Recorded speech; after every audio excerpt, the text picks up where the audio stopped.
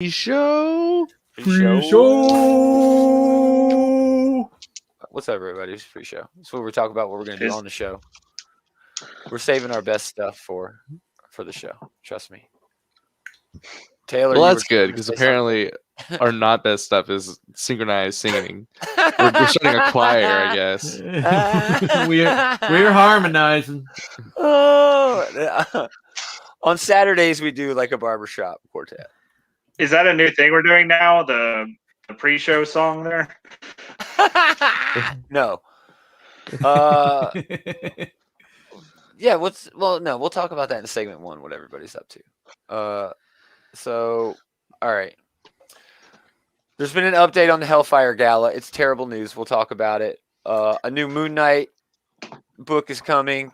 Oh, that's better than what I thought it would be. Did you see the Oscar Isaacs practice? Oh, sessions? him punching things? Yes. That's gonna be cool, cool, he was getting into like knife fights and shit. It looked pretty cool. I know, right? It did. It does not get better. That's Big Willie. Big Willie is fucking schizophrenic when it comes to talking on this show. He's always got a different name, but I always know who it is. It's fucking weird.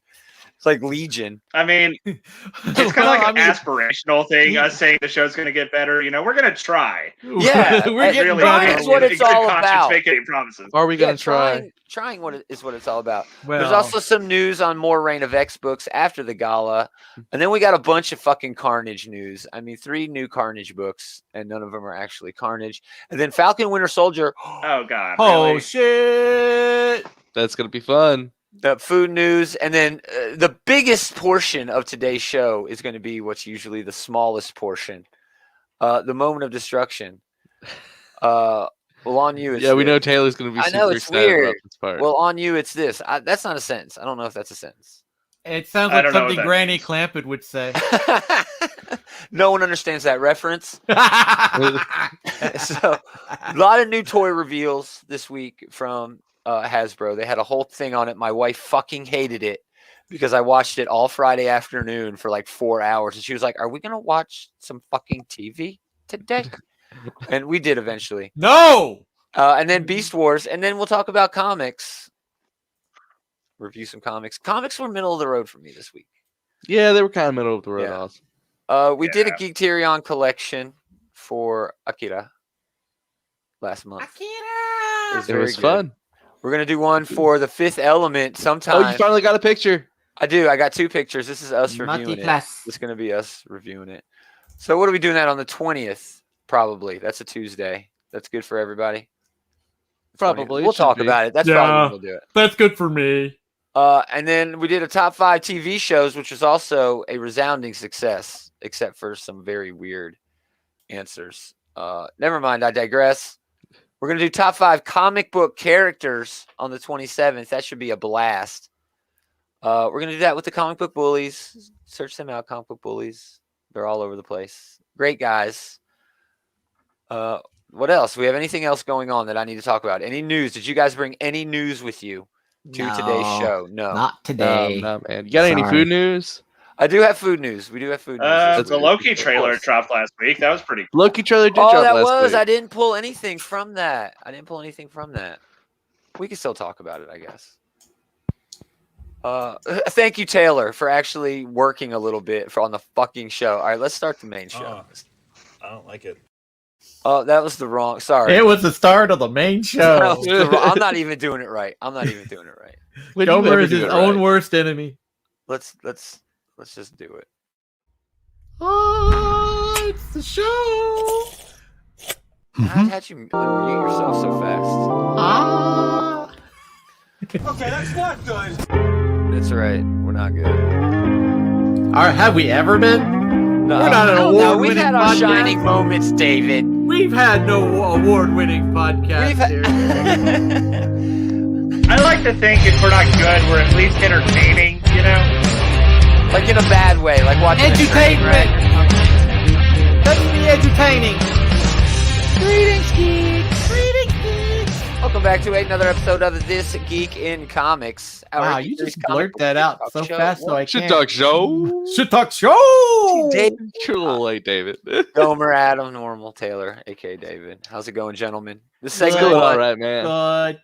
we just talk about whatever we want. Did anyone do anything exciting? I got my Zombie Side Kickstarter in this week. Oh, fun. I know you were excited about that. It's been like a year. Yeah, this is a like while. second edition. See, you think I don't pay attention when you talk? I do. I listen. What is Zombie Side? David? Zombie Side is a tabletop uninitiated. It's a game. Zombie Side is a tabletop game where it's kind of like D&D-esque elements to it, where one player controls the zombies and the other players are the survivors. Mm. And as the game progresses, more and more zombies are put on the board. Oh. Okay. That sounds like fun. So cool. That's fun. Have you played it? Have you played with anyone? Not yet. No, I just got it like Thursday. So. Oh, that's cool. That's cool. What else? Anybody do anything? But I just been watching old episodes of Ultraman. Oh, that's weird. Ooh, it is very weird. Like, where are you streaming it at? I'm not streaming it. I got He owns that shit. What are you I talking own that about? shit, man. Ah, I got a box set. I don't have a box set, but I do own that shit. But yeah, I've just been watching classic episodes of Ultraman. It's weird. It's funny. I don't know what that is. Yeah, Ultraman. That's cool. That's cool. Taylor may not be here. Oh no, he's here. What'd you do, Taylor? Anything awesome? Anything I'm here. fun? I got my second COVID jab. Oh, there you go. Hooray! Awesome. Now, are you of House? 5G. Are you of House 5G. 5? House Pfizer or House Moderna? Or House Is JJ? it houses? I was seeking it like Pokemon, like your Pokemon start. No, I've been seeing a lot of House references. Nice. He doesn't have to tell you. That's his personal private business. Damn, autocorrect. It auto-corrected to Ship Shawana? I mean, really, I was House, whichever one I can get first. You know? Yeah, no shit. Yeah. Well, my mom, she's scheduled to have her second shot. I've been trying to schedule mine, dude. I can't. Yeah, I'm Me going too, to man. do mine this week, or try to get mine scheduled this week. I watched a movie called Thunder Force. Oh on gosh, Netflix. I avoided this movie. It's actually kind of good. If you have to go in understanding exactly what you're in for, and if you do that, it's actually a pretty great movie. Jason Bateman plays his character called the Crab, who got bit by a radioactive crab and then grew crab arms. Crab people. And he's fucking wonderful. He's so good. It's just fucking hilarious, dude. But yeah, a shit show. It is a shit show. Oh, it auto-corrected shit show into Ship Shawana. To Ship Shawana. Ship Shawana. That's weird. So yeah, that was good. And I'm also We watching need to put that on Atlanta. a show. I'm also watching Atlanta. shirt. Atlanta. On, Hulu. Hulu. It's very good. Ah. Very good. It is a good So show. that's it. Yeah. Have you watched Atlanta? Yeah, I've watched a little bit of Atlanta. It's I need cool. to catch up on it. Yeah, it's I watched cool. the first season of it. I need to Well, catch I know up the on last rest of it. season, which I'm assuming is going to be the last season. The next season is in production now, so it'll be out hopefully by the end of the year. So I want to catch up. I want to be caught up. Yeah. All right, well, let's get into some damn news.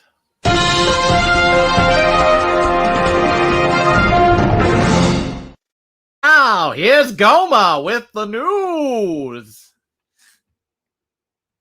Gomer.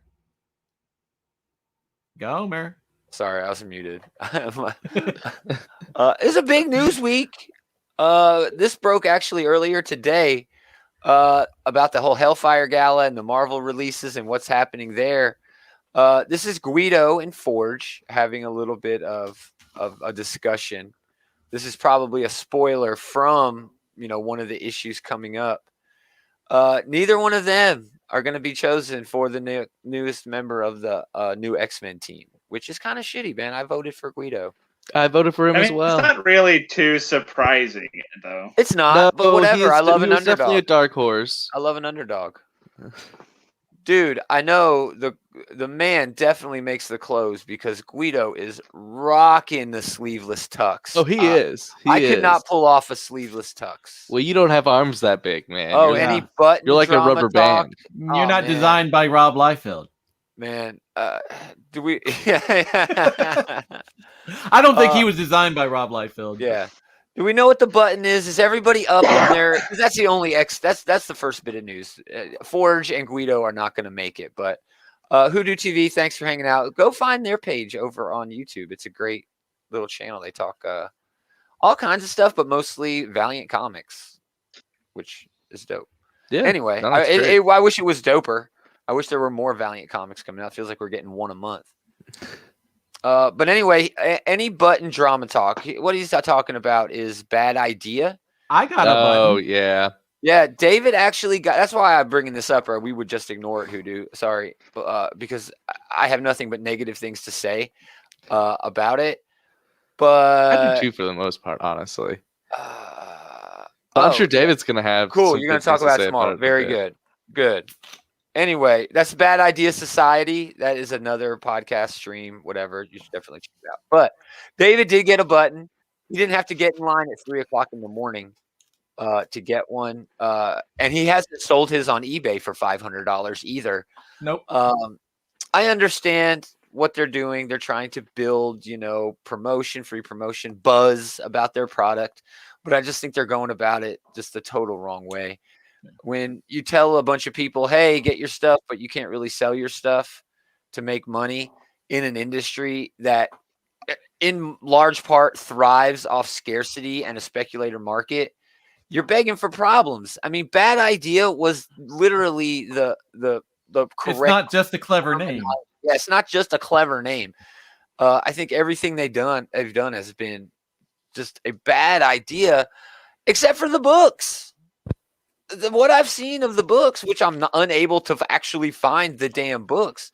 What I've seen of the books has been great. ENIAC looks awesome. ENIAC is awesome. What's that new book they just pushed out? Tankers? Yeah, Tankers. It looks okay. I mean, what is that? What, do you got, a dog?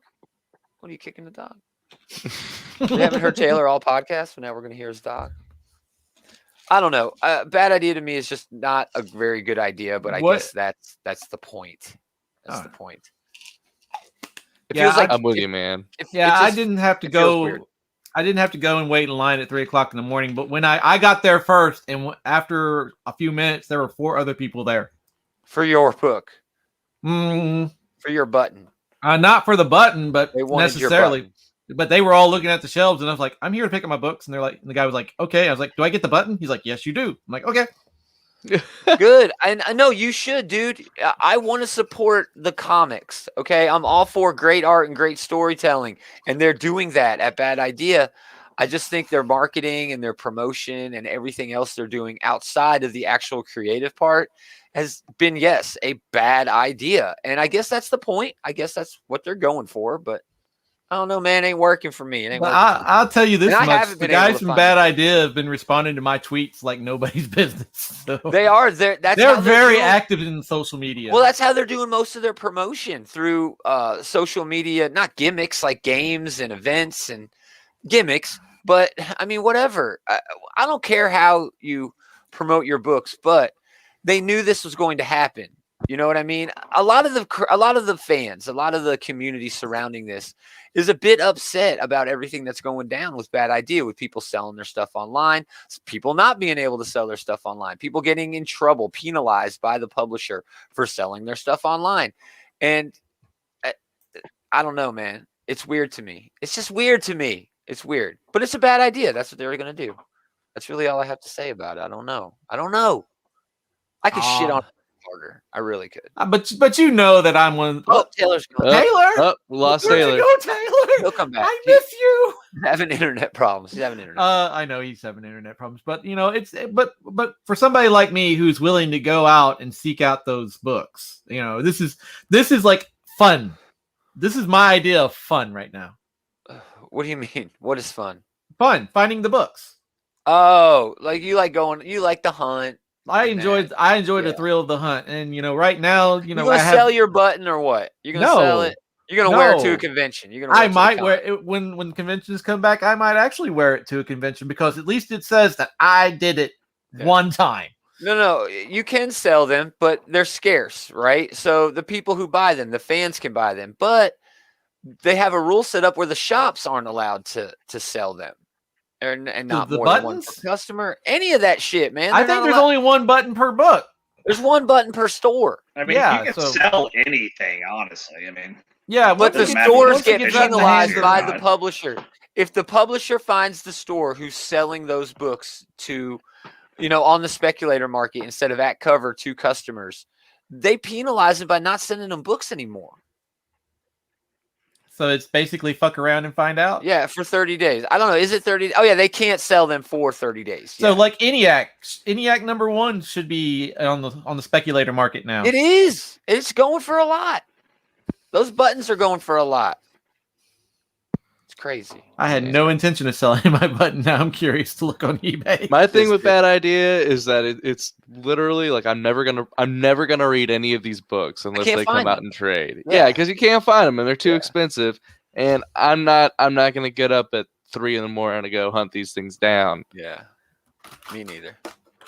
All right, moving on. Moon Knight #1 has been announced. It was good news all the way around, even though we thought it was going to be bad news. Hell yeah, it's good news all the way around. We thought John Romita Jr. was going to get on it. We are not John Romita Jr. fans around here. He's said some good stuff in the past. Taylor! Come on, quit. But Jed McKay is writing it. Alessandro Capuccio, sorry about that, is doing the art in July. I'm always down for Moon Knight. Moon Knight's one of those weird characters where they kind of throw a new kind of untested writer onto Send a little my bit. Way, Willie. Oh shit! Because they can do weird stuff. They can do weird stuff on that book, you know. Because Moon Knight's a character nobody really cares too much about. Well, he's getting a show. He's getting a show. They can write that book like it's going to end every month. Well, right. It's true. But they're doing a show though. Too. I like Jed McKay as well. Pretty fun. He did the Magic book this week. He did the Mech Strike book this week. That's just 2 books this week. The guy is a machine. He knows what he's doing. He is part of, it appears, long-term plans at Marvel Comics, and good for him. But I don't know, man. Who did the last Moon Knight book? Was it Bendis or was it Lemire? Which one? I think it was Lemire did the last. No, it was Bemis. Bemis did the last. Oh, that's right, and it was okay. It was okay. It was okay. I'm good with this. I'm good with there being a new Moon Knight book. I'm excited to see what happens in terms of the show. You know, I'm very much more excited about the show than I am the comic. And I know that sounds weird. I'm a comic book guy, but the show does look awesome. Oscar Isaac. Yeah. You know, I think it was Taylor who brought it up earlier. Oscar Isaac beating up that bag. Yeah. What I brought up was he was fighting other guys, like in mock fighting. Yeah. Yeah, but I think he's going to get a following. I think this book is going to be sort of Marvel's way to do whatever changes they need to do to the base of the character to make it more reflective of the TV show that's forthcoming. You know what I mean? So I think this is an important book just because it's going to give us a better idea of what's coming next from the character. I'm stoked. I'm going to get it. We'll talk about it when it does. I always give Moon Knight a try. Yeah, especially Jed McKay. Taylor's back just in time to drop out and talk about the new X-Men lineup. Okay. Reign of X books have been announced, some new ones, and they're pushing, some of the older ones to get people excited, get the hype train going. I get it. All right. It's hype worthy. The X books have been great. Children of the Atom is okay. It's still just I like Children of the Atom. We have a new issue. We'll have a new issue. We need that new issue. Yeah. There's not much to go on with Children of the Atoms yet. It's just one issue so far. Exactly. So I'm not sure how I feel about it yet. Yeah. I'm very excited about Way of X. That's Cy Spurrier's new book. He's a great writer, man. It's going to be all kinds of weird and crazy. And then Teenie Howard on X Corp. Again, that should be good. I'm going to actually remove the banner here because we have to see this. X-Men #1. That's weird, man. We're getting a new team on X-Men. All right. So I guess Children is not trash. Children has had one issue, dude. You can't judge the book by one issue. The art was great, and Vita Ayala is building up some compelling young characters here that are interesting. Just because they're young doesn't mean they're trash. Just because they're new doesn't mean they're trash. But Gary Duggan taking. I definitely enjoyed X-Men. the premiere issue. Just we need to see where it goes still. Exactly. It's way too early to know for sure, but I did like the premiere issue. Well, go ahead, Adam. Go ahead. I kind of like Gary Duggan taking over X-Men because now X-Men will actually be a team book. Exactly. Right? And this is because all the problem. Yeah, the problem with Hickman's X-Men run so far is every issue has been a different story for the most part. Yeah. And it's not really about the X-Men as a team. It's been about Krakoa and X-Men society as a whole. Yeah. Yeah. And so now I guess Hickman can move on to whatever his mystery book is, which will be we're going to talk about that. Yeah. Yeah, which will be the new, mega X-Men flagship book. Yeah. Right. And now Cyclops' new X-Men team can go and actually have adventures and stuff in Gary Dugan's book. Exactly. All right. I just have some questions. So having an adventure. Let's finish this out, because after June, after the Hellfire Gala ends, we'll have a new X-Men team. That's when Gary Duggan takes over. You'll notice it is X-Men #1, which is weird to me. They're relaunching X-Men already. Yep. In Hickman's new status quo. Okay, I get it. #1 sell better. I get it. But it still kind of works because it is a brand new. It's a new writer. It's a new team. Yeah. Yeah. At least here it makes some sort of like narrative sense for them to like rebrand it with the new creative team and it actually being an X-Men book now, like you said, instead of just being like the Krakoa sampler plate like it has been. Sure. Leah Williams and Valerio Sheedy. The art is going to be amazing on this new book that's coming out in August. We don't know what it is. Any guesses? Any guesses? Anybody want to guess? It's got a V in the front of it. So. Is that a V? Are you sure? I don't know. It looks like it. It looks like a V. Is that a V? I don't know. No, it's like the something. The VHE. Okay. See, I'm not sure. Yeah. But it's also a debut. It looks like it might be like something like The Elites or something like that. Ooh, okay. My guess is I don't have a guess because that is a dumb question I just asked. Well, there's no way anybody's going to be able to tell what the hell that says. But I think it's going to be a Moira book. We need a Moira McTaggart book. I'm pretty sure Jonathan Hickman is not the one who is going to write the Moira book, the Moira X book. I'm just worried because it doesn't look like that title underneath the classified is long enough to say Moira X or whatever. I don't think that's going to be that. The Exiles? No, an Exiles book would be good. That wouldn't be bad, though. I had a great idea for an Exiles book the other day. That could be pretty cool, but honestly, I'd be surprised if anyone besides Jonathan Hickman is writing a Moira book. I mean, she's like the linchpin of everything that he's doing. Well, and I agree. But I read in an interview that Jonathan Hickman was asked about specifically the Moira book, and he said, "We know who the team is going to be, and it'll be announced when it's ready." Now, I'm not sure if that's, the team's going to be me. The team's going to be me, but it didn't sound, the way I read it. He's going to do writing and the art. It didn't read like it was Jonathan Hickman who was going to be writing the Moira book, but that's a good possibility. Because in September, we're getting another #1 book with Hickman writing, and we don't know the artist yet, which is bullshit because we all deserve to know who these creators are. And yeah, so that's big news, man. That's awesome. Yeah, you're going to buy it no matter what. Oh, yeah, I'm going to buy it no matter what. This is all on the heels of other books ending. You know what I mean? Children of the Atom, as far as I know, is only a 5-issue series. So by the time Jonathan Hickman's book comes out in September, Children of the Atom will be done. Cable is going away. So I'm not sure this adds really any more of the X. Well, it adds a couple. Does it add a couple? I mean, there has to be a limit, right? Wave X is new. X Corp is new. This classified one is new. Jonathan Hickman's new one is new. They got to be canceling something. They have to be canceling another one. I just don't know which one they would be canceling. It'll be Excalibur. No one needs Excalibur anymore. It's a good book, but we don't need it anymore. I don't know. Excalibur does a lot of the heavy lifting for the Otherworld stuff.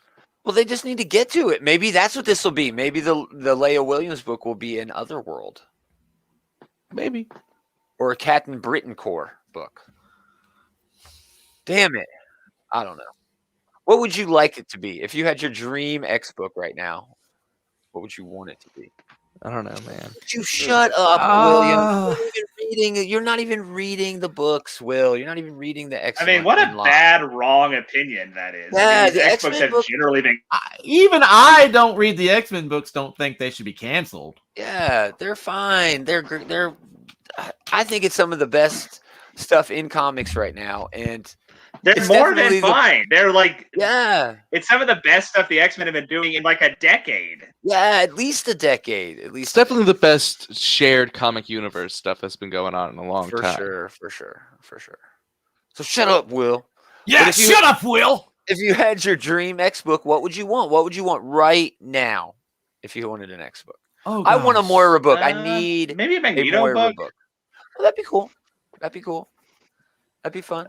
I want a Captain Britain Corps book where they actually do shit. Yes, instead of just mopping around. Where they actually fight the Infury.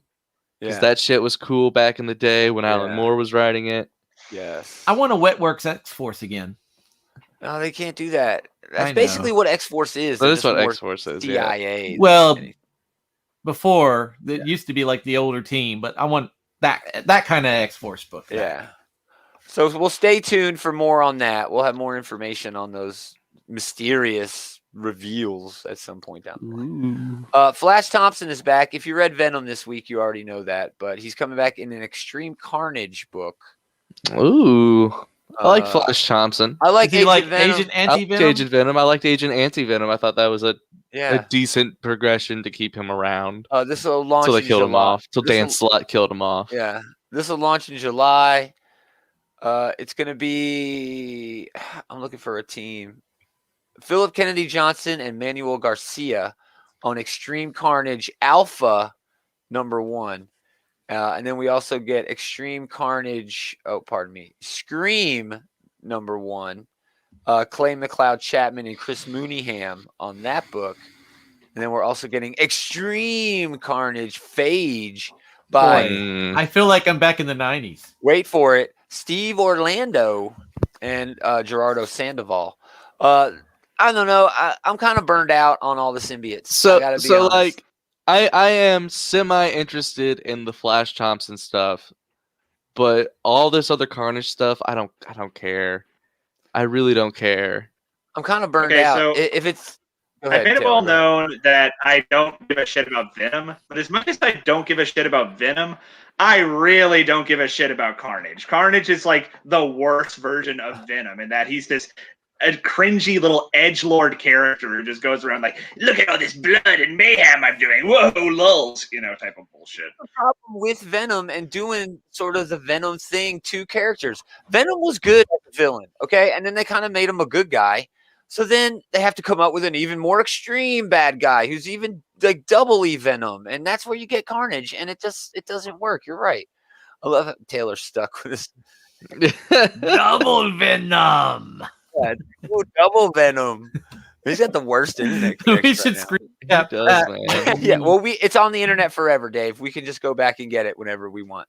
We should have badass over here. Let's see if I can. Also. Oh, yeah, that's very funny. There you go. Now it's on the internet forever. Yeah, now it's on the internet forever. All right, finally, Taylor. He'll be back. He'll be back. Falcon and Winter Soldier was a good episode. Hell yes. Yeah. So don't shoot. It was pretty good. It really just sort of meandered. Everybody was in character. It did meander a little bit. I thought the beginning was a little slow. It was. They had to flesh out the quote unquote villains of it, which I don't think they'll end up. Yeah, the flags. I don't think they'll end up being the real villains of the whole thing. Oh well, we learned who our true villain is. Oh, definitely, right, definitely. But the second half definitely picked up. One thing led to another. Battlestar ended up getting murdered after Johnny Walker, whatever the fuck his name is, took some super soldier serum that was just like laying around. I mean, what is he drinking it? Is he fucking is it suppository? He probably just how the hell is he doing that? Is it like nuked in fucking RoboCop? I don't know if you like shoot it up or if you drink it. Yeah. I want to think it's a suppository. That's the vision I want. Great news, everyone. That's just what I want to envision him in there. Look away! I'm getting super soldiery. But he definitely does get super soldiery, and he ends up murdering a terrorist who had given up basically in cold blood. He ended up murdering a Captain America fan. He is that's like, oh man, I've been waiting my whole life to meet Captain America. You meet him, and then he pummels you with his fucking shield, and you're not Captain America. You're murdered. Well, I'll show you, you little shit. a lot of great themes stemming from this about. I guess my favorite description of it has been so far. Steve Rogers is what America thinks it is, and this new Captain America is what America actually is. And fun fact. Oh, go ahead. Fun fact. This actor is actually Kurt Russell and Goldie Hawn's son. Yeah, Wyatt Russell. Yeah, I did not know that. Oh, well, everybody else knew that. I didn't know that. Taylor didn't know that. And he also was in a World War II movie called Overlord. Yeah, I watched. That's Overlord. a really good movie. That's a good he's movie. Also in a show that I watched, like part of an episode where he's like a kind of like a hippie. It's a pretty good show. It got canceled, but it was very good. But yeah, man, Dr. Erskine told Steve Rogers in Captain America: The First Avenger, "I'm not looking for a perfect soldier. I'm looking for a good man." And Steve Rogers was a good man. Yeah. And John Walker's a good soldier. I mean, I talk to this dude Frank all the time. This dude on groups and shit, Frank, and we're buddies. He's writing a comic on Kickstarter, and we go back and forth, with different, the themes of different things, even politics. Not even getting into politics, just like the themes of different issues. It's refreshing to talk to a guy like that sometimes, where it's not us bickering and shit, but he, sort of defended this guy as a sympathetic character. And it's hard to see it, man, because you want to hate him so bad. I don't hate him. Well, you don't hate Walker. You don't hate this motherfucker right here. He's a murderer now. Oh yeah. After you take the drugs without doctors, being around, sure. Yeah, but before he was going around murdering people with the shield, I didn't flat out hate him. Mean, he genuinely wanted to help, and now I think that the show has done a good job of establishing that, like, this guy, he is coming from a position where he's trying to, quote unquote, do good in the world. He is trying to, like, be a good soldier or whatever, but he misunderstands at a fundamental level. He thinks that helping America means going out and hurting people, which in a lot of ways makes him a great foil to Steve, because Steve helped people by, helping people. Yeah. Like, the fighting was like a necessary evil to him, Well, and Falcon. So I like how we can, like, think back to Steve getting the Well, and like Falcon too. Falcon's whole shtick has always been helping people, helping veterans. That's always been his thing. You could tell he's a good man, and that's why he's worthy of the shield. But it's also why he doesn't think he's worthy of the shield, right? So then let's play that off of Bucky, who was a terrible guy for the longest time, And while it wasn't altogether his fault, he was still wasn't at all his fault. Well, no, but he still takes possession of he takes responsibility for that, even though it wasn't his fault. That makes him worthy of the shield. You know what I mean? But he doesn't see it because of the things that happened in his life. But bit of a tangent, but my absolute favorite part of this episode was actually the beginning, where we do see Bucky getting over his brainwashing for the first time. I think Sebastian Stan really sold what an emotional moment that was for Bucky, and I really love that scene. Oh yeah, and it also makes it kind of tragic that, like, he's destroyed his relationship with Oyo, like, by busting out Zemo, and, like, they had really kindled a real relationship back in Wakanda, it seems. Yeah, definitely. But if you play off those same themes off, this Walker motherfucker, you're right, Adam, and Taylor too, to an extent. He's doing it for all of the wrong reasons. You know what I mean? He's not doing it to be just a genuinely helpful guy. He's doing it as, like, the military would do, and with violence, and that's like his first reaction. But then again, I'm talking with this Frank guy, and we lead it into this whole PTSD thing where Bucky is suffering, yes, from severe, mental health issues because of the time that he had. And he's not listening to his therapist. He's still going out and being violent, for the sake of being violent. Is it possible that, Walker also has those same pent-up aggressions left over from what they've already alluded to? I think they do hint at that a lot. Yeah, they talk about serving Afghanistan. Survivor guilt. He had gotten into some shit in his time serving. So I think there's definitely something to that. Yeah, I wish the show would flesh it out a little bit more. There's definitely still time for that. Yeah, it's like Murder Cap, dude. But man, there's people on the internet making arguments for this guy to be a sympathetic character, and they're people I respect in terms of being able to flesh out characters and stories. You know what I mean? This dude Frank I talked to, he's a comic book writer. He's a good writer. I've read some of his stuff. So well, I don't know necessarily that he's a sympathetic character, but he's definitely a character that I can understand. I know why he became the way he is now. Sure. Right? Yeah, and that's very well said. Like, he's definitely burned the bridge of being a tragic, sympathetic character. Well, didn't Carly do that too, though? Yeah, she did. I'm still on the Flag Smasher side 100%. But I liked them before they did that. I didn't like this new Captain America before he did his murder thing, and now I hate him even more. It's weird. I love how this show lives in a gray area. You can be mad at everybody. I'm mad at Bucky for not taking care of his mental health. I'm mad at Sam for not taking up the shield, the fucking dumbass. I'm mad at Zemo for, being I don't care if he's fucking dancing Zemo or not. He's a douchebag. It's not since Footloose has anyone been so easily forgiven. Man, I don't trust any creepy motherfucker that sings nursery rhymes and gives children candy. I don't trust him because he looks like one of those guys from the Saturday Night Live skit. Yeah, what is love? But I definitely don't trust Walker.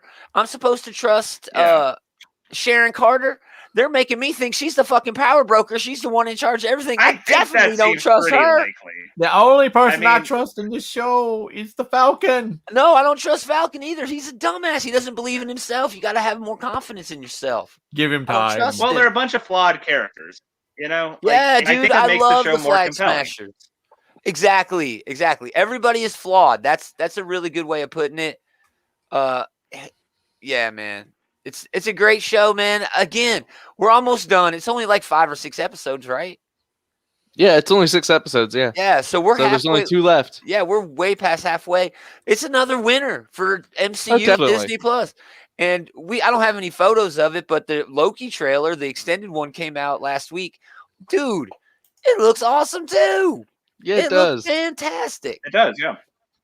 I love Owen Wilson being snarky to Loki. Oh, man. It's nice somebody giving Loki his own medicine. That joke when he's like, "This is everything you've ever written or ever said. I need you to sign off on it." He's like, "Are you serious?" Yeah. And then it prints out another. I loved it. I love the way they're kind of setting it up where like Loki's going to be having to deal with bureaucracy. Yes. And then like an overseer guy who's like condescending to him, both of which are not really situations. Yeah, Taylor has not going. Yeah, he's not an office guy. He's not someone who's going to hang out at the office. He's not going to have his TPS reports on that. Yeah, but man, this right here, this is just everything for this series, man, and it's just been very good. We're not even digging deep into it. We could dig into police brutality, unjust wars, all kinds of shit like that in the context of this show. And the social angles that it's taken, but I think it would take on. Oh yeah, the young Loki books are specking right now, dude. The woman when Loki was a woman for a while, those are specking a little bit too. When Thor came back right after because people aren't really sure where things are going to go. Yeah, but the young Loki is almost for sure because we saw the small horned helmet that he wears in that comic. That's why that's spec. Well, one that I bet is. Oh, this guy. He's killing me with this. I'm fixing to go to the food news. Is that yummy. We got some food news this week. Twizzlers is coming out with a mystery flavor. A mystery flavor. Black licorice. They couldn't. Don't. That's torture. That's cruel. That's cruel and unusual. They dropped to do that. They dropped key lime pie this week. Oh, a Twizzlers Ooh, key that's lime good. pie. Yeah. We're a Red Vines family. Are you? No, but it's No, I'm first definitely ever. not a Red Vines family. We are a Twizzlers family. My favorite thing with Twizzlers is to bite the ends off and use them as a straw in Dr. Oh, There you go. What's the drink you do? Dr. Pepper. Oh, And I usually hate Dr. Pepper, but through a Twizzler, it tastes awesome. yeah, that's about as cool as like the peanuts in the Coca-Cola. No, I don't do that. That's nasty. That's nasty. So this is going to come out in spring. Can you guess the mystery flavor? Go ahead. It's shit. Yeah. It's Taylor on DSL. Taylor on dial-up, I think. He's stealing Wi-Fi from the Dunkin' Donuts next door. I was doing D&D. He was doing D&D before, and his internet was just like, and he's still suffering from a spell effect. It's like overheating, I think. He is. It's overheating. He's been streaming too much. Put another quarter in the machine. So yeah, I think it's going to be some raspberry. If I just had to go by the picture, which I'm sure is not misleading in any way. They should be bright. I mean, it's kind of a like boring mystery flavor. It's raspberries are delicious. Yes, I it'll mean, be blueberry. What would you want? What kind of special flavor? Blueberry. Blueberry. Blue raspberry. No, it'll be sour apple. No, that's Sour. good. You can't torture people. It can't be like a Sour Patch Kid sort of thing. You can't torture people. You know? All right, let's get into the best news of the week. Oh, hell yeah. All right, Hasbro. Boy. Let's dig into this. Hasbro had, I got to share a damn video because holy shit. Hasbro had a huge thing going on this week, okay? Friday, they showed off a bunch of new toys. Chat, I'm going to get to you. Just keep filling it up. Introducing the world's first auto-converting interactive. All right. Fuck this guy. We don't need to hear this guy. Look at this beautiful thing. Okay. Did Taylor drop out again? Yeah, Taylor dropped out again. I miss him already. This is a Transformer. $170, right? No, it's $700. Oh gosh. But he transforms by himself. He transforms by himself, y'all. He's voice activated like your whatever, like your robot in the house. Okay, Taylor's not coming back. Oh, okay. Well, that sucks. He'll work on it, y'all. Let me get this other video. Damn, I wish Taylor was here because he would just adore this. We don't need the audio. All right. So what this is, right? It's an Optimus Prime, 19 inches tall when in robot mode, and 80 different sound effects. Original voice actor Peter Cullen, of course. Woo-hoo, genuine converting sounds, which is beep boop, whatever. You can watch and interact with it. All right, it's got it's got built-in speakers and 2 microphones. Gomer, what does it dance, dude? All right, I don't know if it has dance built in, but it comes with a fucking app for your phone, right? It comes with an app for your phone, so you can program it to do just whatever the hell you want. I'm removing this from the screen. That is crazy, dude. I got so many pictures. So what can you quit? What can you program it to do? $700 toy, dude. Screw you. I buy my kids $700 toys every 5 years. They're called video game consoles. I don't care. 10-year-old me would have murdered someone to get their hands on this fucking thing. Are you I don't kidding know. me? Part of buying Transformers is the fact that I like transforming the toys. So having the one that transforms itself really isn't that big of a draw for me. That said, though, this thing is pretty fucking impressive. It's amazing. I guess you better need to get donating your plasma. Exactly. Yeah, right. Donating plasma, recycling. Sell my kids plasma too. So come on, family. It's got all kinds of different things programmed into it. Obviously, it transforms in robot mode. It walks forward. In truck mode, it drives like an RC truck. It also has like battle moves, like it'll do when it's shooting a gun. Awesome. It'll have recoil in the arm.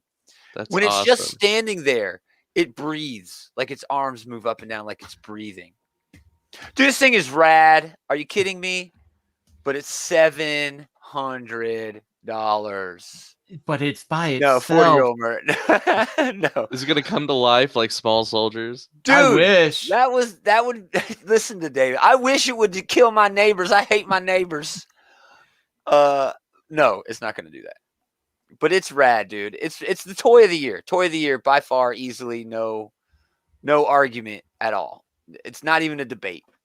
It's toy of the year. It's gonna be great. But there were other toys. There were other toys. Oh yes. Other expensive toys. Yeah, let's move away from the TF for just a moment. Let me find the damn thing. The Snake Eyes movie is coming out. They are doing a classics line, which I think they call the vintage line. I don't remember what the fuck they call it. I hate those figures. Ninjas. Huh? Ninjas. Yeah, but these are the black or the classified whatever. For G.I. Joe, whatever, classified. Snake Eyes, Origins, G.I. Joe.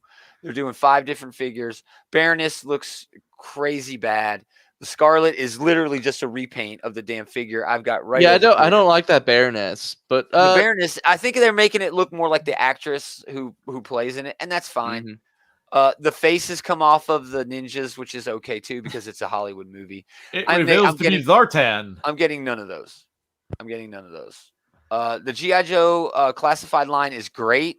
It needs vehicles and it needs more interesting figures. I've got everything I want. I don't want your Roadblock. I don't want your gold helmet Destro. I don't want that shit. Give me a Tomax and Zaymot 2-pack, okay? Just for real. Give me a Bazooka and Alpine fucking 2-pack. The best the best buddies on G.I. Joe. Give me a Snow Job. Give me a Shipwreck. You know what I'm saying? Give me Crimson Guard commanders. Crimson Guards. Give me something that isn't this nonsense that you keep throwing at us. A movie? Fuck you. Well, the movie is coming out. I get it, but they could have given I'd us just more be happy with than a standard just Viper. They have standard Viper. Do they? I thought they had the Cobra Trooper. They got 2 versions of that. One of them, I think, is the Viper. Ah. I don't know. You'll have to look. All right. Starting with the big one first. Back to TF. Back to what's really important. The Ark. Boom. The Ark. Boom. Okay. Yeah, this is the big one. Oh, my God. New Titan. That thing is figure. huge. And he transforms. Oh, my God. Oh, man. It's not the first time the Ark has been a transformer. No, it's not. No, it's not. But it's always good when it is. It's always great when it is. But he's not Omega Supreme this time. Went to all pre-order Pulse events. The prices are jacked. Well, you say that. The prices are jacked. I think the prices are jacked because they are more popular. Because, yes, Hasbro Pulse gets the pre-orders first, but they're not all exclusive. All right. Some of the things are Hasbro Pulse exclusive, but most of the stuff still comes to every store. Now, don't get me started on store exclusives because they're bullshit. The Hunt is nonsense. The Hunt is a farce. All right. But yeah, dude, it is beautiful. I wish, and this I love his head. Oh, dude, it's fucking gorgeous. I wish, and this is just me, that they did more than one color in the IDW that would comics. be fun. Back in the day when the they'll probably be a redeco. repaint of it somewhere down the line. Yeah, exactly, dude. Entertainment Earth is like a toy store. Big Bad Toy Store is a toy store. Yeah, sure, they're all online, but they barely get cool Hasbro exclusive. Who fucking gets them? Target and Hasbro, Target and Walmart, where your grandma going to pick up shampoo and douche? Fuck you, man. Oh, don't get me started on Oh, Gomer, I like my douche. The Ark, the Titan Autobot Ark also comes with that is what I want the most. Teletran is that 1. transforming Teletran 1. Yes, it's very cool. I'm Casey Kasem. It's true. That's the original voice is Casey Kasem. That's going to retail for $159, y'all. $159.99. That's just as much as the Omega Supreme. And just as much as the Fortress Maximus, I want to say. Fortress Maximus, yeah. Pretty much all the Titan class figures. Yeah, all the Titan class figures are basically. What did I do? Who knows? I always blame you too. So he's just trying to be consistent for the show. Come on, we got a lot of bots to get through, guys. Keep going, man. For a minute. But as we go, boys, are we getting an Autobot Arc? Are we getting one?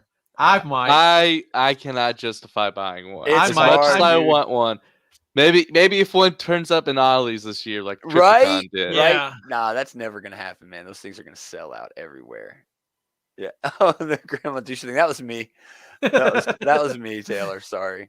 Next up, Kingdom Commander. Commander This class. I'm definitely getting. Yeah, Commander class Rodimus Prime. This is his one alt mode, but he also comes with this basic Hot Rod alt mode, which is a wonderful thing to do. When Hot Rod originally came out in his G1, you had to buy Hot Rod and Rodimus.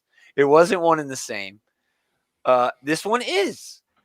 That's awesome. That's a great way to do it. There are other modes to this. I wish I'd have gotten those images. Is it like the battle station mode? Yeah, the battle station is very nice. He also comes with some great blast effects, which are really good.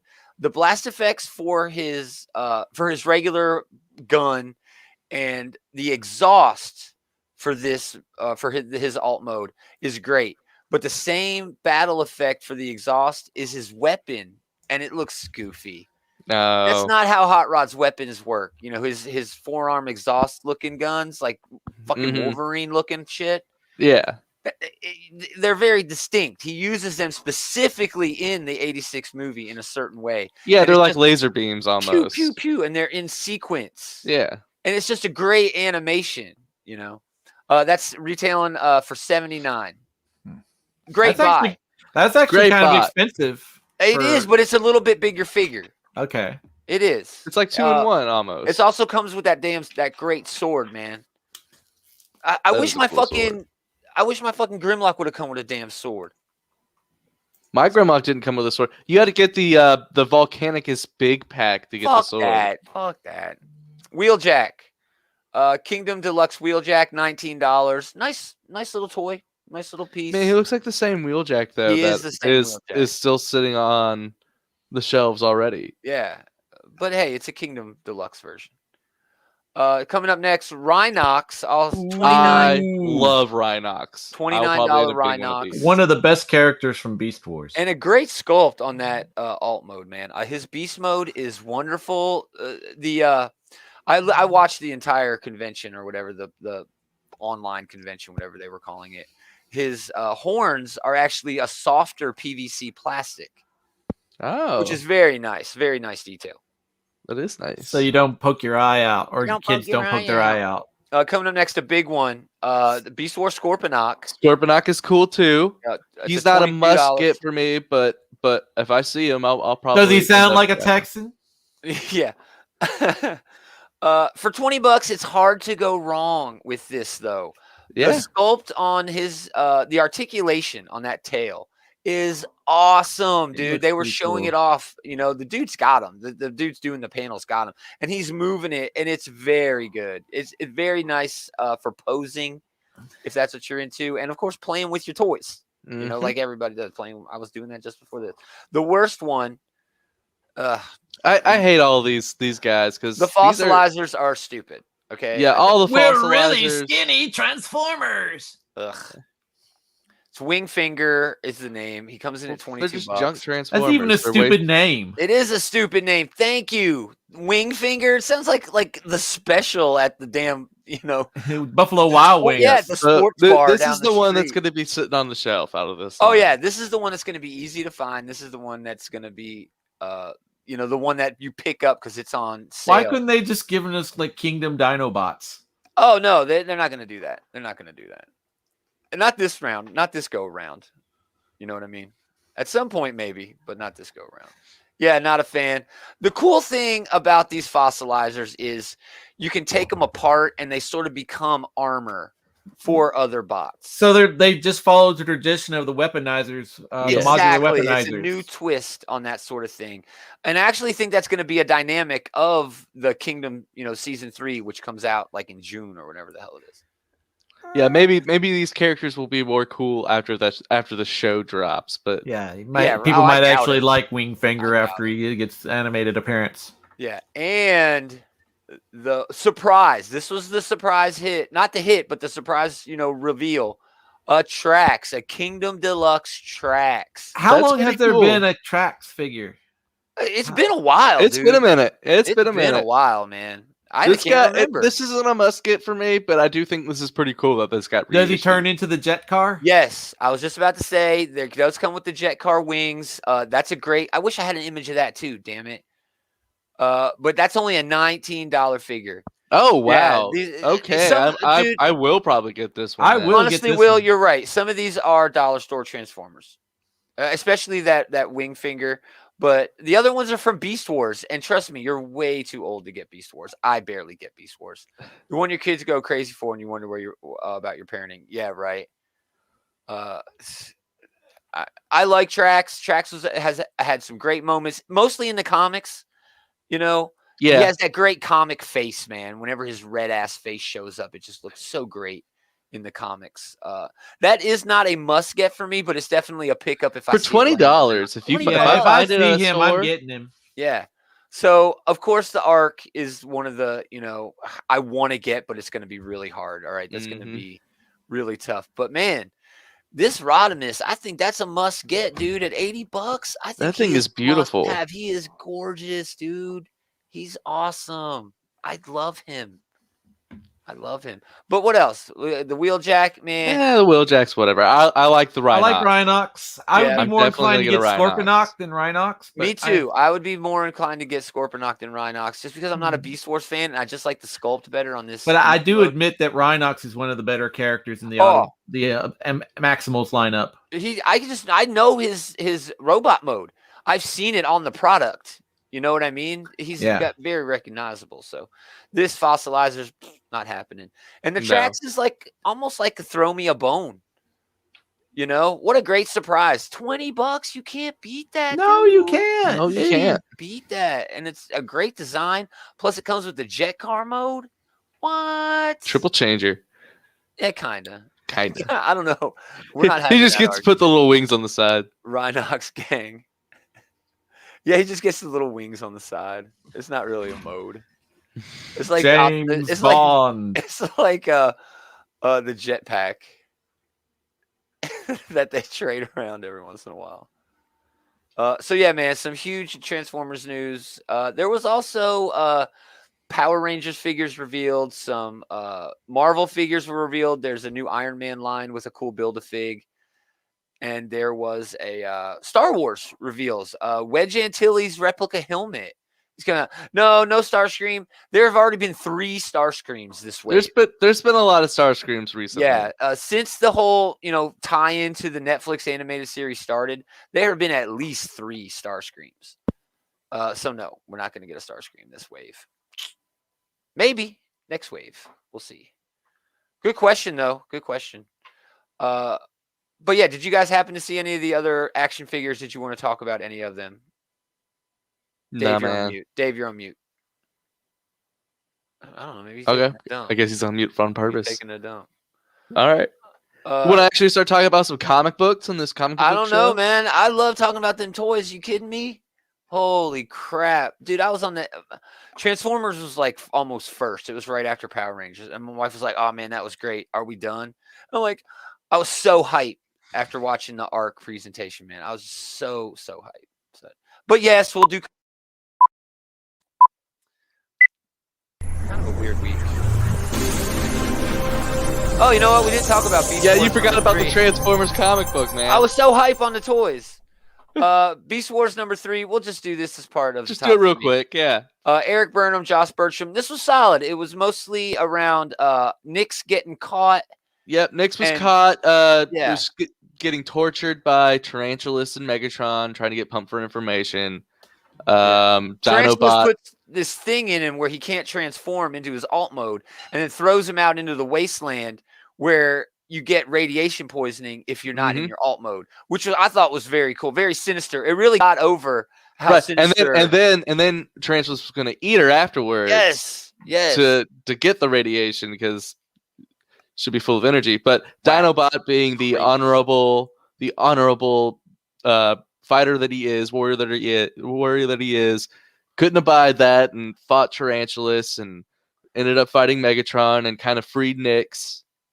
Yeah, destroyed that thing that was hurting, that was making him so he couldn't she couldn't transform, and she transformed and flew away.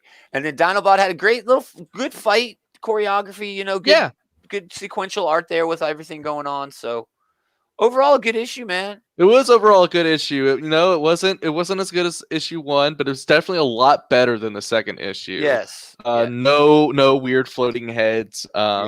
This was a solid way to go. The art was a lot better on this one too. This is not there was There was still a couple panels that had some sparse backgrounds, but overall, with the actual action going on in this one, the art was a lot better. Yeah, the action was great, and it's cool. We get a little bit of a cool down next issue probably because Megatron and the gang are locked in until they can get out to buy some time there.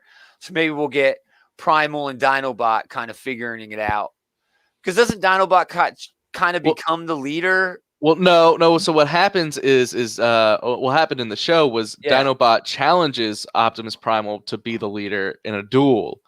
And I knew there was something there. Dinobot loses, and so it's kind of like a Starscream relationship with Optimus Prime, where Dinobot, it's the whole time he's there like, okay, we'll do what you're saying, but whenever you slip, I'm gonna be there to take your spot. Oh, cool. Well, I hope they push that. I would like to see that because Dinobot really carried. You know, he really got over on this issue, and I liked it. All right, moving on. Top 3. I'll go first. X books were solid this week. It's kind of easing us into the gala. That's honorable mention. Geiger by Jeff Johns and Gary Frank. Great art, but was kind of a letdown. Jeff Johns, I don't know, kind of slipped on this. Maybe he's writing it for the first trade, which they all do, but you got to be better. In contrast to that, Noctera #2 by Snyder and Daniel. It was a great follow-up to issue 1. Shaping up to be a pretty good story. But my #3 book, short and sweet. Oh, this is a Noctera art I wanted to show off. Yes, the Neon Grove. Beautiful, man. Yeah, the Tony S. Daniel art is just gorgeous. But my #3, my actual pick this week for #3 is Avengers #44. This is an honorable mention for me. Jason Aaron, Javi Garone. This is a great scene where Hulk rips off Namor's arms and he sucks them back in with the Phoenix Force. But really, this is all about the winner. Echo, just like I said, just like I promised, is the new Phoenix. Yep. I'm glad. A lot of great fun action. Yeah, just great fun, stupid action. Yeah, but that's really all there is to it. People are looking for this to be a lot deeper than it is. I don't know why. I honestly don't know why. My thing is, it doesn't need to be deeper than what it is. It's just that it stayed on this storyline for too long for it being as shallow as it is. Well, even then, I 2 issues ago, I felt like this had hit a wall. You know, I felt like I'm getting diminishing returns on this story. This should have been just a 3-issue storyline instead of a 5-issue one. Yeah. I really enjoyed Echo kicking the shit out of Namor. Yeah, you always. But yeah, it is a fun book. It's fun watching people Namor kick the shit out of each other. Taylor. The fight between Steve and T'Challa was fucking great, dude. You know. I wish the Thor Phoenix stuff meant more. I mean, that was definitely a back burner storyline. I'm not sure. All right, it might be a back burner storyline, but with that said, Jason Aaron has been doing back burner stories throughout this entire series. Definitely. Right? So I'm sure he's going to bring all that shit back. I have faith in him that he's going to bring all that shit back. I do. It was kind of a light week for me, man. So I hear you. Avengers #44 made the cut. Just because I love Echo. I think she's cool. I love the little angle where Jean Grey says, "Hey, Echo, hey. Figured out you got the Phoenix, so we should chat about it," and they do. They have like a little chat. I don't know. I like this run. People talk mad shit on Aaron's Avengers run. Like they don't like it. Like Aaron's lost it. Like I think they're missing what he's doing. This isn't like Thor. It is the complete opposite of Hickman's Avengers run. And it's the complete opposite of his Thor run. Thor had depth to it. Thor had a lot of themes. There's no theme in Avengers. It's just a bunch of heroes doing hero shit for the sake of doing hero shit. To me, it feels mad throwback. It is mad throwback. Like when they were just writing books just to have fun.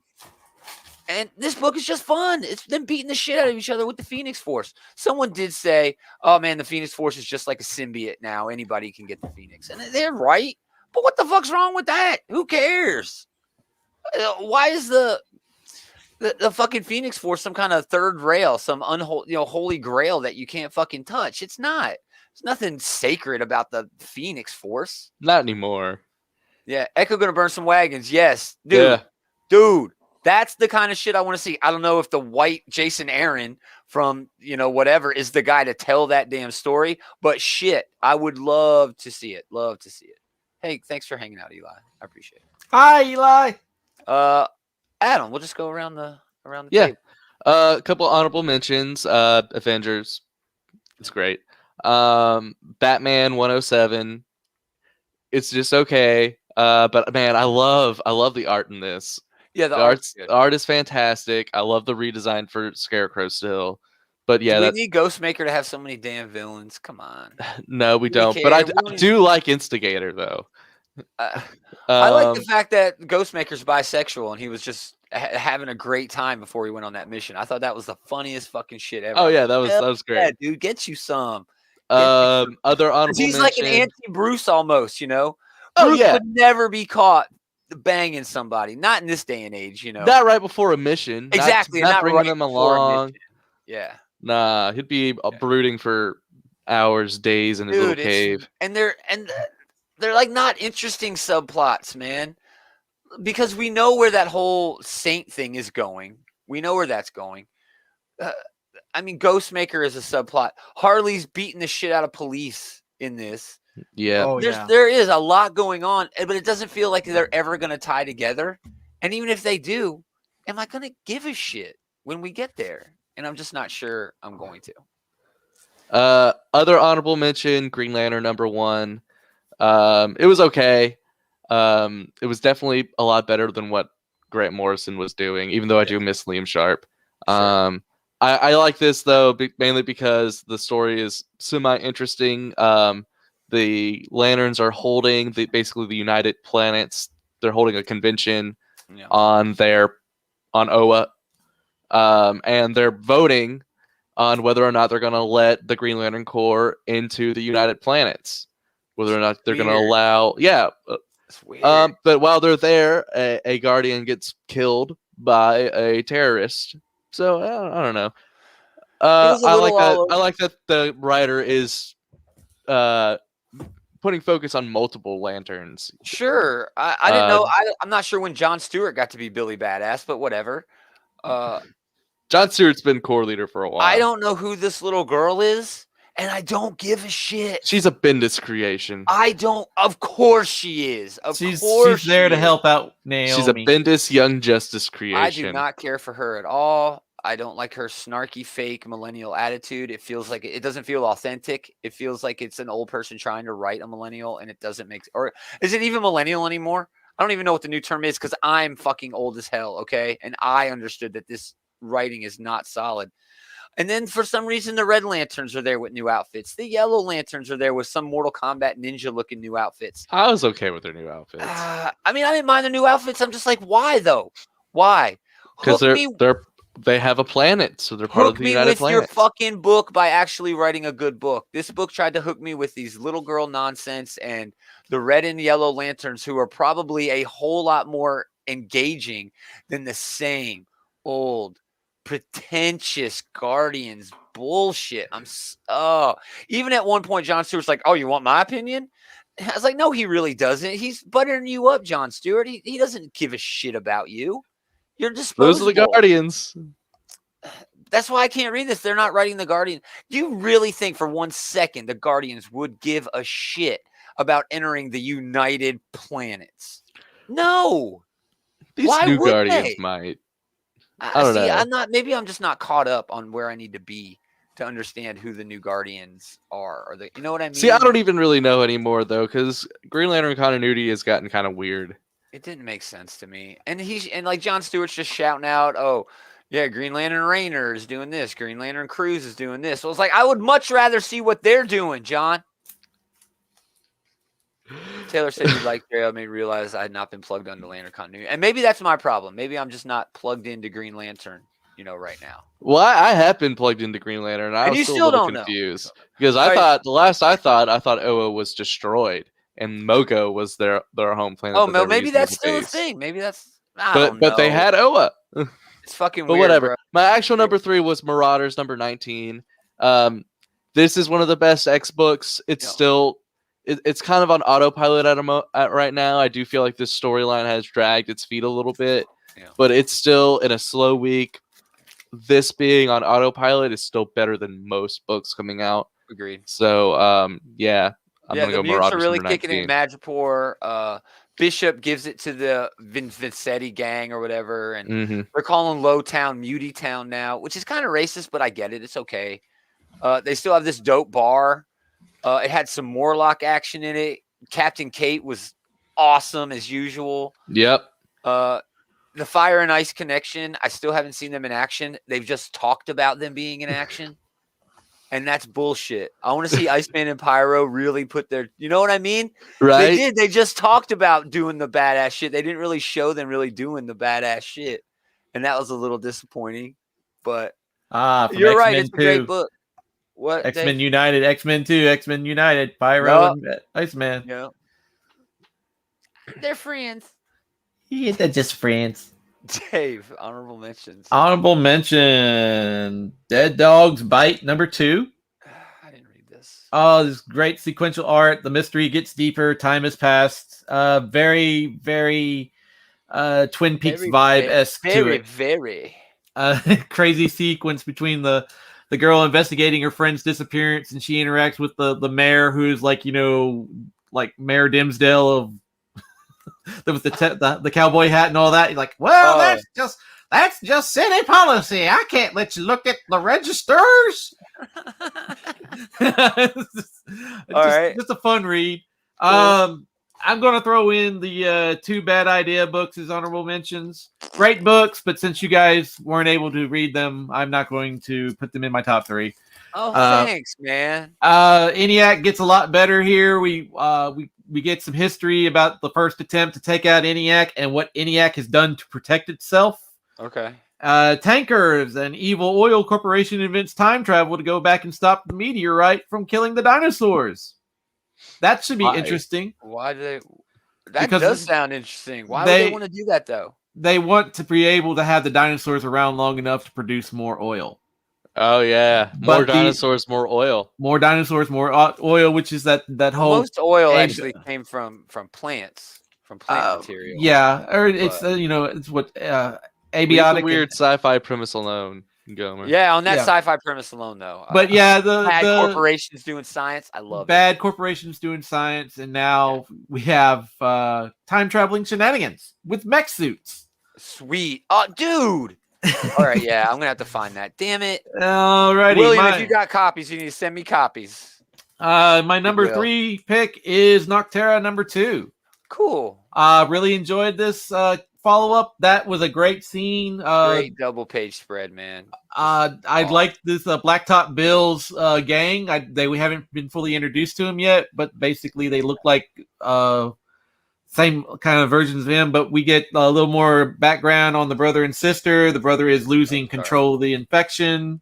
Yeah. Really I fun. really like Bill in this. Bill is sort of like Val, who is our lead character. She's not really vested that much in the people who she's traveling with. The only reason she's working for them is to save her brother or sister. And this guy and her granddaughter.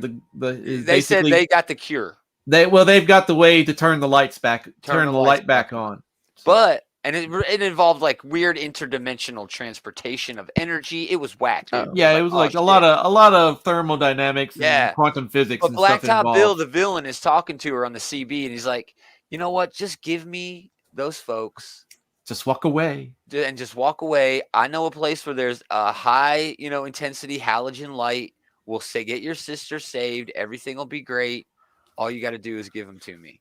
Yeah. And then she's like, "Well, what are you going to do with him?" "Oh, I'm going to kill him." Yeah, he made then he's like, the girl I'm going to kill quick. But the old man, he pissed me off. So I'm going to do what I love. I'm going to drag him quick behind my car until his skin peels off. Oh, yeah. And then I'm going to drag him slow behind my car until he's dead.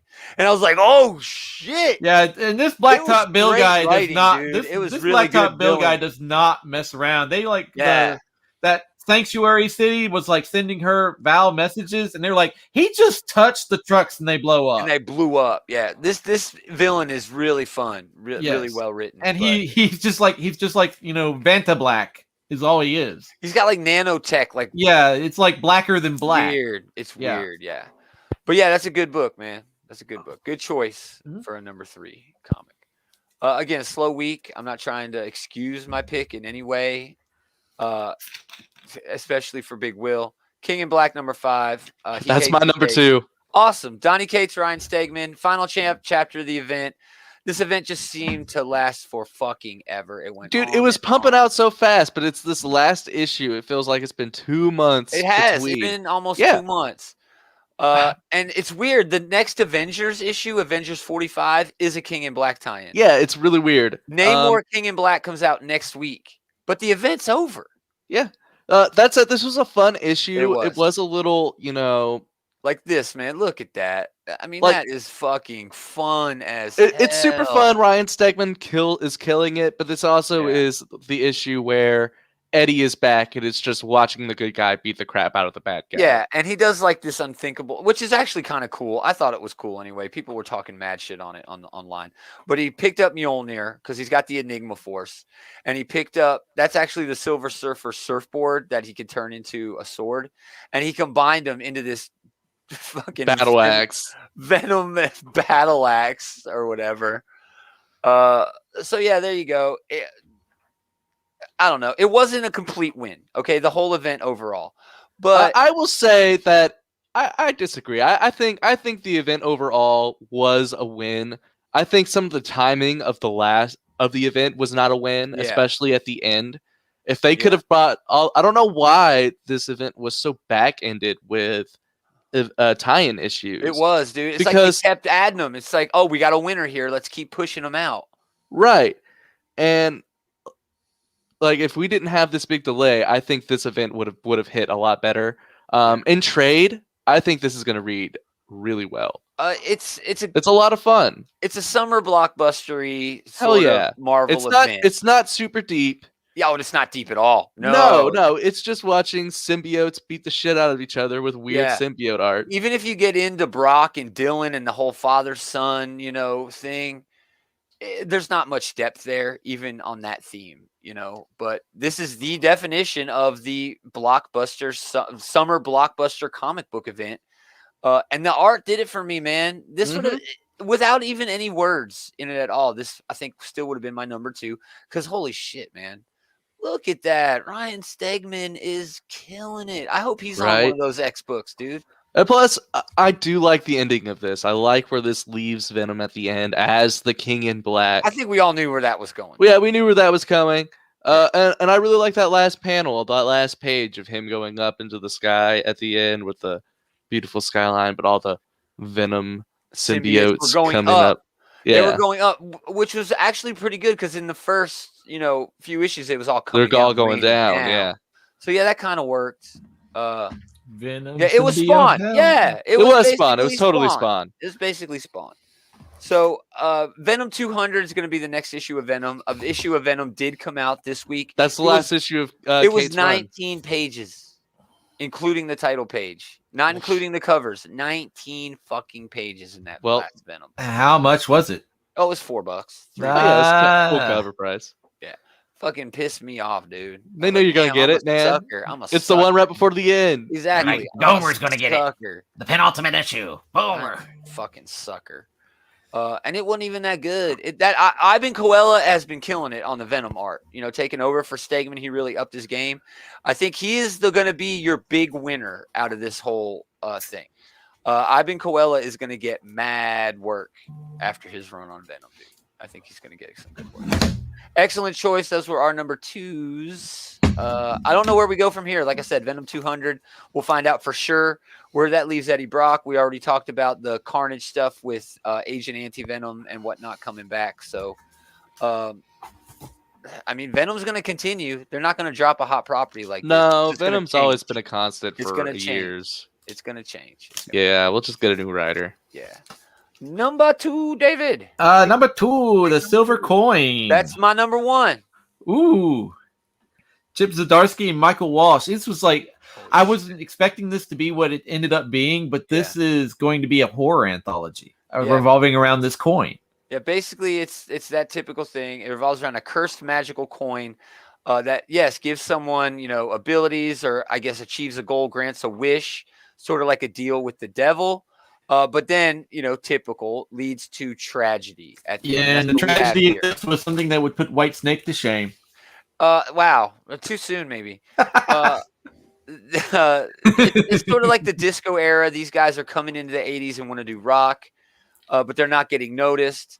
This dude uses the coin, the silver coin, the magical cursed coin, to play guitar, and he uses it as a pick. He uses it as a pick, and he just shreds it, and they start getting noticed. I thought that was a great story, dude. The Tenacious D and the Pick of Destiny. Except that's what it sounds like a little bit, yeah. A little bit. Except for the devil doesn't show up.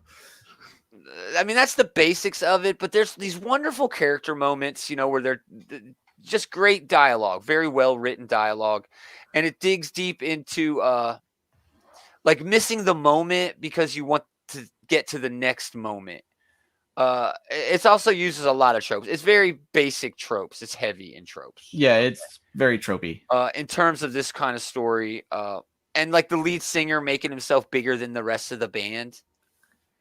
But the end of it, yeah, they're doing a show. Everyone is loving it, and basically the coin just sort of burns everybody in the place alive. I don't know. The main attraction to me, David, you didn't read this, did you, Adam? No. The main attraction for this, the thing that sells this, is the sequential art in here, man. Oh yes. Oh well, definitely, because that's what this whole thing is. It's an anthology for that guy, right? Yeah, it's Michael Walsh. He's drawing every issue. Man, it's like a masterclass on how to make a fucking comic in here. The way the panels just go together, and oh man, it was really nice. It's great. Yeah. It's like a lot of good sequential art, a lot of the color. They use a lot of good just color in here. Yeah, well, you'll notice like these are purple and then it's dark, but then this, it's getting into like I don't know, man. It's a masterclass on how to do sequential art. It's just beautiful, and that was really my big takeaway. I wasn't really surprised by this. I knew this was going to be a good issue going in, but I was a little bit surprised that Zdarsky relied on so many tropes to get his message across that he was doing in here. But I guess it works in the context of an anthology. He just had one issue to get everything done. A lot of times you have to sort of lean on, a crutch like that. So yeah, when you have such small space. But a solid issue, very solid issue. So that leaves just Adam with number one. All right. Taylor, if you're still in the chat, you can drop your 3, 2, 1 in the chat if you want real quick. My number one this week is Swamp Thing number 2. Oh, I missed this. Ram V, Mike Perkins, which honestly, that's the main reason to get this. The art from Mike Perkins. I wish I had that double page spread where it's like him turning into Swamp Thing. Oh, that's amazing. Oh my God, it's beautiful. Yes. Beautiful. So this is just good old fashioned horror. Yeah. Mike Perkins really does a great job with all the dark body horror. He was a Hulk artist for a good long time. He did a great job. Not as good as Pale Rider, who's the villain in this, is dark and creepy. The story in this is a little weird. So like every night, the new Swamp Thing, Levi, he gets sucked from wherever he is into the green, and he goes to the desert to wherever the Pale Rider is. Right after the Pale Rider has struck and killed his victim, and is usually like eating them or something. It's crazy, dude. It's weird. Yeah, it's really weird. And then once eventually the Swamp Thing gets there before the Pale Rider is able to kill this guy, who's the sheriff from the previous issue. Yeah. And Swamp Thing stops him and creates this giant tree in the middle of the desert. Yeah, it's now it's a big mystery. Even Batman was like, "Oh shit, big tree." Oh shit, yeah. Yeah, Batman. But yeah, the art, Mike Perkins, man, fantastic. Very dark, very gross. I know I was just making fun of Batman showing up, but the page where Batman showed up, holy shit, it was so well done. Oh yeah.